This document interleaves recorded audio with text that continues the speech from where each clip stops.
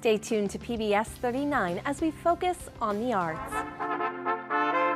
The Quakertown Band celebrates a musical milestone. We join these musicians at their 140th anniversary concert. Then we move to a more intimate setting to see how a nonprofit organization known as House Music brings world-class musicians into the comforts of a local living room.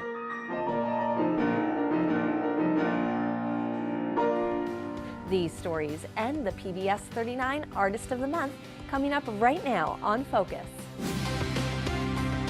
Focus is for our community.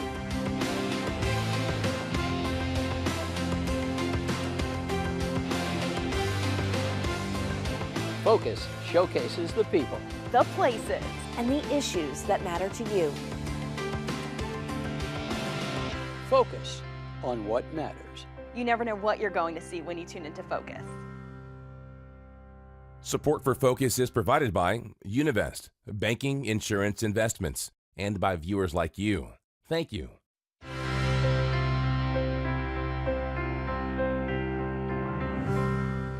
Thank you for joining us for Focus, recorded at the PPL Public Media Center at PBS 39. I'm Laura McHugh. In this episode, we focus on the arts. Coming up, we'll take you to an intimate, private concert with a renowned pianist. But first, we join one of the nation's oldest bands as it celebrates a musical milestone. For more, here's Focus reporter Brittany Garzillo.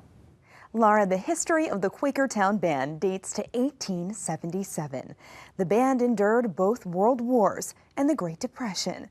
Fast forward to today, 140 years later, the band and its talented musicians continue to make music and history.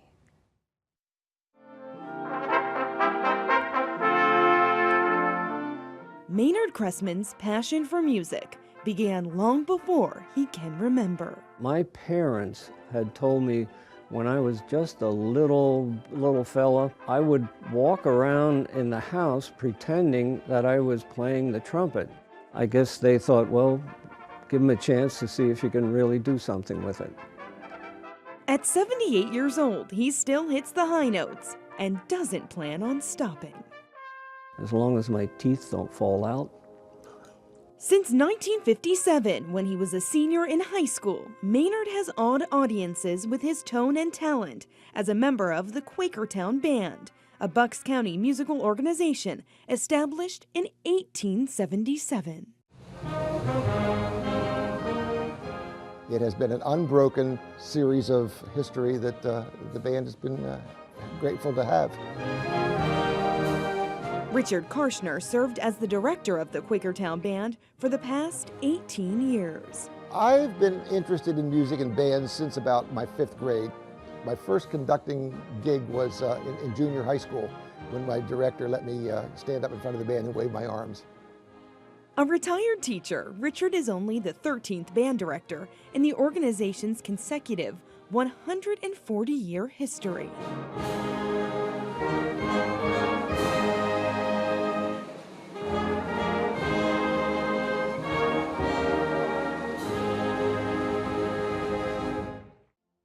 According to the band's historian, it all started when a group of 23 musicians, many shoemakers by trade, met in Quakertown on February 22, 1877. Even though there were very small attendances during the wars, World War I, World War II, they basically performed and rehearsed all through the entire time.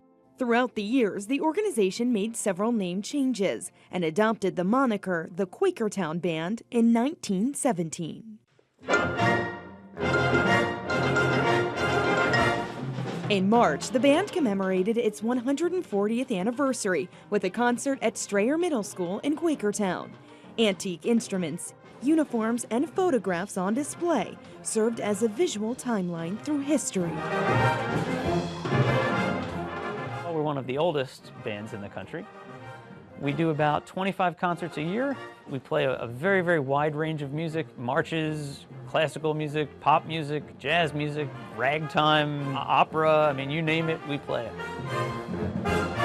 Comprised of about 50 members, from teens to senior citizens, the group performed an eclectic array of musical arrangements, including the theme from Schindler's List.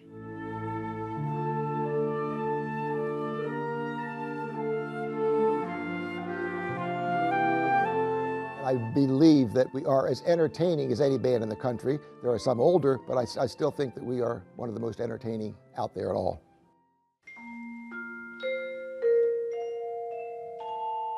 If I can be remembered as one of those who helped to make the band most entertaining, I can be happy with that legacy. Prior to intermission, Richard conducted his last song as band director.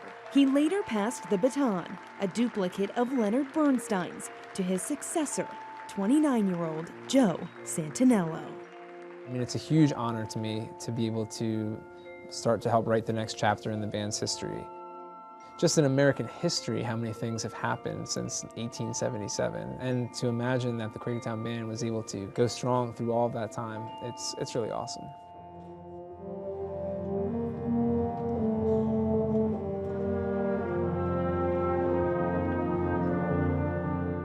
At the concert, the band released its first studio-recorded CD, Only Quakertown, and recognized 60 years of service from one of its most dedicated members. I've probably attended over 2,000 rehearsals in those 60 years. Close to 800 summer concerts that I played. It's a proud feeling, and I'm very thankful. It's just a wonderful time for me. A time filled with memories and music that Maynard hopes will continue for years to come. Keep supporting us. Keep coming. Keep applauding. Don't let this organization die. For Focus, I'm Brittany Garzillo, reporting. More information about upcoming performances is available at QuakertownBand.org. We'll have an extended version of one of their performances coming up later in the show. Well, in the 18th century, before musicians played in music halls, they performed in living rooms and salons. Classical musicians often performed in the homes of their patrons. Two Lehigh Valley University professors have revived the tradition with their nonprofit organization called House Music. For more, here's Focus reporter Grover Silcox. Thanks, Laura. Donna and Tony McHugh host about 4 or 5 house music concerts a year with world-renowned classical musicians in their Lehigh Valley home. Each concert draws up to 60 people who come to experience the music of Bach, Beethoven, Brahms, Chopin, and other icons in the intimacy of the McHugh's living room. It's all to foster the music they love while supporting the musicians they revere.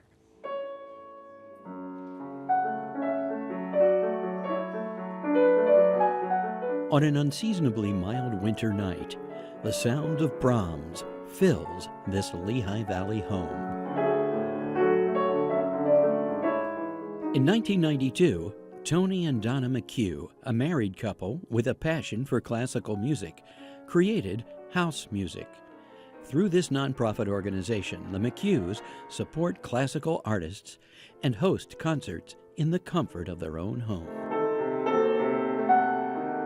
Our point is to bring this event, this musical evening of classical art, to people who are appreciative of it or want to learn about it. It's a marvelous venue for performing artists and for audiences to be up close to really world-class performers, musicians, pianists, instrumentalists, singers.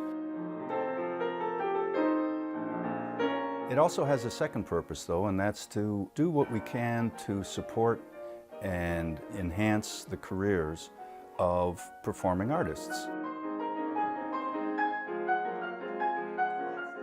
Donna and Tony are professors at Lehigh University. Tony teaches chemical engineering, and Donna, a classically trained musician, teaches piano. That first year we had 5 or 6 concerts of the stunning artists from Europe and all over the country. Tony and Donna hire the artists and arrange the evening. Patrons pay a set fee for the program, which includes a cocktail hour, the concert, and a gourmet dinner. We started about 6 o'clock usually on an evening concert, and it lasts close to an hour. Then we announced that we're going to make way for the artists. This particular house music program features their friend and virtuoso pianist, Peter Orth. Born in Philadelphia, Peter, who now lives in Germany, studied at Juilliard and has performed with the Philadelphia Orchestra, the New York Orchestra, at Lincoln Center, and other major venues in his 40-plus year career. Anybody of his caliber has to play all the periods. He has to play the early music and the late music, and hopefully even into some of the 20th century, which many pianists don't want to go near. He does it all. But I would say Peter's romantic music of Chopin and Brahms is, for me, spectacular. The audience gathers in the McHugh's living room as Peter sits at Donna's 9-foot Steinway, a piano generally seen only in concert halls. In this intimate setting, the audience of 60 experiences Brahms in the hands of a gifted artist, up close and personal. To play the piano on that level, you have to have a powerful finger technique. You have to have trained those fingers to do nearly the impossible. There's that powerful part of being able to manipulate dozens of notes in seconds. And yet, an artist such as Peter Orth transcends technique with a touch that seems to free the music from the keys. You work very hard, and you like a laboratory technician, to look under every nook and cranny. But when you go on the stage, you work that hard so that you can throw it off, throw it away, and let it come out by itself. Challenge is to let the music be itself without you putting too much in its way. On this evening, Peter performs one of Brahms' most challenging works. The main work is this huge Brahms Handel Variations. It's a huge work. I mean, it's one of the biggest ones in the repertoire. Peter closes with Chopin.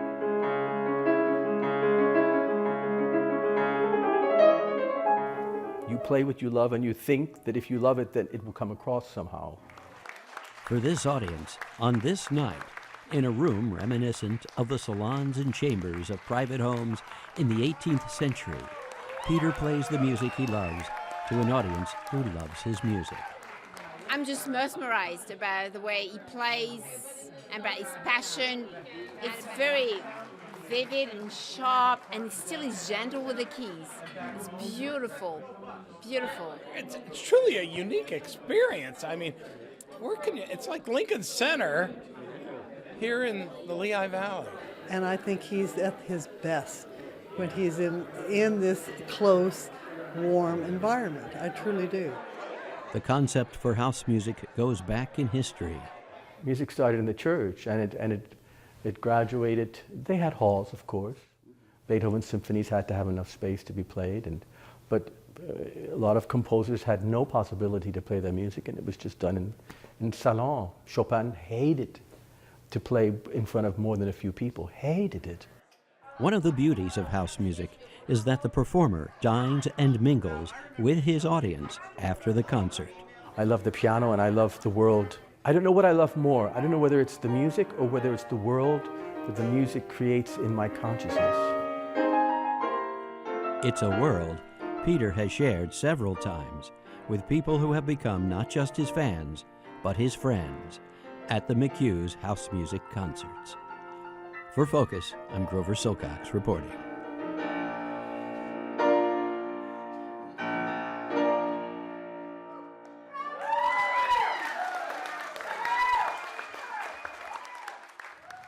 Thank you, Grover. Perhaps one of the musicians featured in this program will inspire the next PBS 39 Artist of the Month.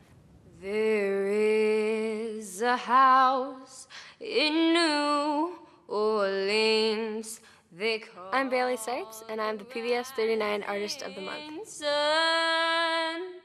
And it's been the wind. I have been singing since I was 3 years old. I like singing because I like the way it makes other people feel. I love how you can create all these different sounds and all these different beats with your voice. My mother was a tailor. The best part of being an artist is influencing other people and seeing the effect other people can have on you. To be a great artist, you have to be confident in yourself, you have to believe in yourself, you have to know that you're good at it. In New Orleans. I'm Bailey Seitz, and I'm ecstatic to be the PBS 39 Artist of the Month. So congratulations to our Student Artist of the Month. Grover, I want to make sure to mention to you and to all of our viewers that I am no relation to the McHughes featured in the story on house music. Well, the McHughes, I must say, their hospitality and graciousness really added to the concert. You know, you could just feel as though you have been invited as a guest in their private home, and that you're not only a concert goer, but you're a friend of the hosts. And that really added to the concert as well. And what a picture of a music professor and a music teacher to then host these types of concerts in their home. Exactly. And Peter Orth, who is from the United States, born in Philadelphia, but now has lived in Germany for years and teaches at a music academy there, flew back just for this concert. Thank you, Grover. And many more people were in attendance. Yes. At the Quakertown Band's 140th anniversary. Yeah, they had a big crowd come out. And I have some trivia about the Quakertown Band. Did you know that they performed in the very first Miss America pageant in Atlantic City? It was in 1921.